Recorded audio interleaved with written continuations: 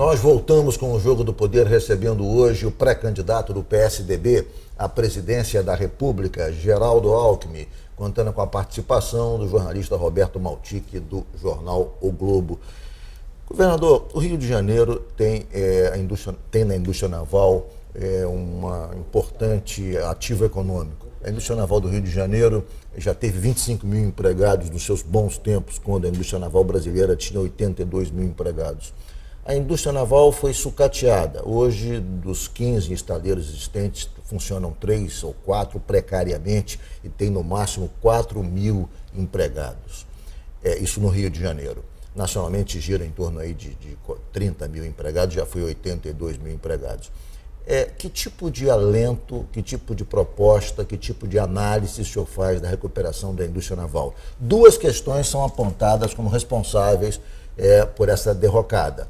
Primeiro, a crise da Petrobras, a crise do setor de petróleo, enfim, que levou todo as subsidiárias, a construção de embarcações de roldão. E segundo lugar, a flexibilização do conteúdo nacional, que no governo da presidente Dilma chegava a 60%, 70% nos governos do PT, e agora, por sugestão, por pedido da Petrobras, a ANP flexibilizou o conteúdo nacional, favorecendo a contratação de embarcações fora do Brasil.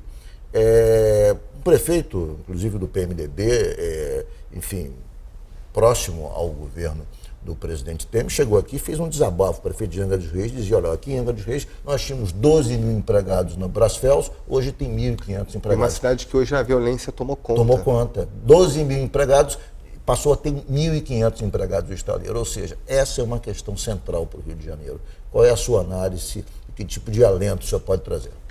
Olha, Ricardo Bruno, eu aprendi o seguinte, suprima a causa que o efeito cessa. Então, você tem estaleiro que tinha um setor que tinha 30 mil, hoje tem 4 mil, porque não tem encomenda. Você tem uma fábrica de automóveis em São Paulo, prontinha, uma fábrica, indústria coreana, Honda, em Tirapina, que não inaugura, porque não tem encomenda de carro. Você tem indústria ferroviária, que também não tem encomenda de trem. Então, a questão central é preciso retomar a atividade econômica. Quer dizer, o Brasil passou por uma crise muito séria, perdeu mais de 8% do PIB e precisa voltar a crescer a economia. Para voltar a crescer, precisa ter investimento. Para ter investimento, precisa ter confiança. Se continuar o ano que vem, 6º ano de déficit primário, você imagina, você não paga juros, não paga correção monetária, não paga dívida, deve 4,5 trilhões a dívida pública federal, bruta, e ainda gasta todo ano 130 bilhões a mais do que arrecada. 6º ano de déficit primário. Evidente que insegurança jurídica, dúvida quanto à competitividade da economia brasileira, você não vai ter investimento. O que eu defendo, então? Rapidamente, janeiro, tomou posse, reforma tributária, simplificação tributária, 5 impostos, IPI, ISS, ICMS, PIS, COFINS, um só IVA, Imposto de Valor Agregado, reforma previdenciária, reforma política, agenda de competitividade. Por que a indústria naval não consegue competir? Custo Brasil, óbvio. Por que o Brasil, da década de 30 até a década de 70, foi o país que mais cresceu no mundo? 5% ao ano. Depois fica andando de lado. Por quê? Ficou caro.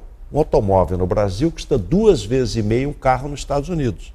Um minuto de celular no Brasil custa 7 vezes os Estados Unidos. Os juros bancários, o spread bancário é 4 vezes o mundo. Mas não vai competir. Aí se fecha. Cresce pouco, vive de consumo, não tem investimento. Então, eu defendo o quê? Uma grande agenda de competitividade.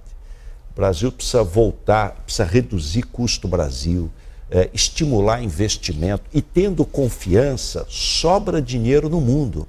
Vão investir. E o Brasil crescendo, claro que indústria de base, como indústria naval, ela vai se recuperar. Governador, o atual governo conseguiu colocar a inflação entre 2% e 3%, reduziu a taxa Selic para 6,5%, enfim, uma redução significativa. Melhorou. Muito bem. O saldo da balança comercial chega a 67 bilhões, muito bem. Mas o indicador mais sensível à sociedade, que é o desemprego, não houve nenhum tipo de melhora. Nós temos 13,4% de desempregados no Brasil. Se nós considerarmos os desalentados, se considerarmos os subocupados, vamos a 27 milhões de brasileiros sem colocação no mercado de trabalho. Isso é uma tragédia nacional. Por que razão não se consegue avançar minimamente nesse campo? Ricardo Bruno, por isso que eu quero sou candidato a pré-candidato a presidente. Porque não é possível um país que é o 5º maior do mundo em extensão territorial, com subsolo que tem petróleo, gás, minério, o pré-sal, Rio de Janeiro, São Paulo, vai explodir de economia, porque o pré-sal cresce 20% ao ano o gás e 40% petróleo. Nós vamos ser mais que a do Abu Dhabi. Impressionante o crescimento do pré-sal. A agricultura mais eficiente do mundo. A agricultura brasileira é campeã. Nós vamos passar os Estados Unidos em produção de soja. Indústria, vai de sapato a avião, naval. Povo trabalhador, como é que não cresce? O que está acontecendo? Porque não tem investimento. E não tem investimento porque não tem confiança. Então nós precisamos trazer investimento para cá. Reformas, agenda de competitividade, segurança jurídica, agências reguladoras, e aí vai recuperar a economia, eu não tenho a menor dúvida. Nós fizemos isso em São Paulo. O ano passado tivemos um superávit primário de 5,3 bilhões de reais, sem aumentar um imposto e com grande investimento. Eu citaria, além da indústria naval, o Comperge. Tem paralisado. Agora começou a ter um pouco de retomada de empregos e tal, Itaboraí. Vai ser apenas, parece uma estação de produção de gás, e não mais vai ter a dimensão que teria. É importante, viu, Roberto, Ricardo, só um minutinho, é importante dizer o seguinte, olha, isso aí tudo é herança do PT. Foi a tragédia, é a irresponsabilidade econômica, é uma recessão petista. Equilibrou, a inflação veio de 10% para 3%, os juros caiu, mas não retoma. Por que não retoma a economia? Porque não tem confiança. O que vai acontecer com a eleição? A economia tem um termômetro do preço do combustível, né? E que é um dos itens muito importantes para a definição de vários marcadores econômicos e o desenvolvimento econômico também, de alguma forma.